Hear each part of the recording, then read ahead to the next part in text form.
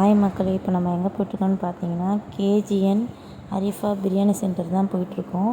அது வந்து பார்த்திங்கன்னா இப்போ புளியாந்தோப்பு அந்த சைடில் இருக்குது. ஆனால் இந்த மிட் நைட்லேயும் இவ்வளோ க்ரௌடு இருக்கும்னு நாங்கள் எதிர்பார்க்கல. ஆனால் ரொம்ப ரஷ்ஷாக இருந்துச்சு. நாங்கள் உள்ளே போகும்போது அங்கே நிறையா ஃபேமிலிஸ்லாம் நிறைய பேர் வந்திருந்தாங்க இந்த டைம்லேயும்.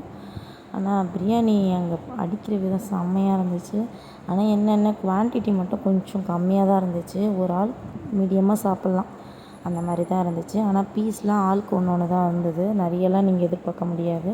ஆனால் டேஸ்ட் வைஸ் பார்த்திங்கன்னா ஓகே, அந்த அளவுக்கு தான் இருந்துச்சு.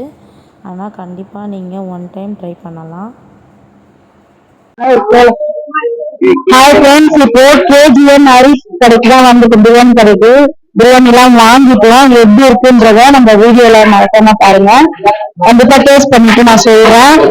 மிட் நைட் பிரியாணி, ஆனா பயங்கரமான கிரௌடு. அப்படியே காட்டு கிரௌடு ஆளுங்களை அப்படியே சுத்தி காட்டு.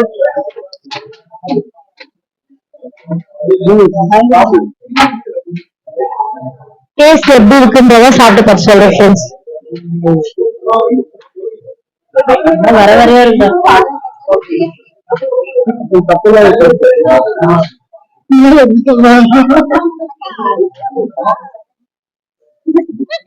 ஓகே, பிரியாணி ஓரளவு சாப்பிடற மாதிரி தான் இருக்கு. மறக்காம நம்ம சேனல்ல கண்டிப்பா பாருங்க. சாப்பிடற மாதிரி இருக்கு. சாப்பிட்டு முடிச்சுட்டு நம்ம வீடியோ கண்டினியூ பண்ணுவோம்.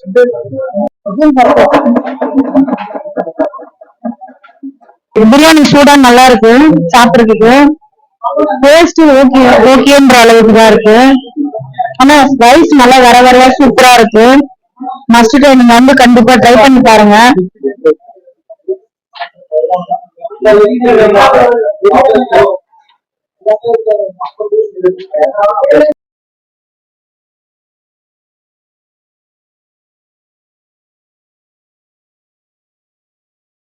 நம்ம விளாக் முடியுது. நம்ம முடிஞ்ச அளவுக்கு நம்ம பிரியாணி சாப்பிட்டோம்.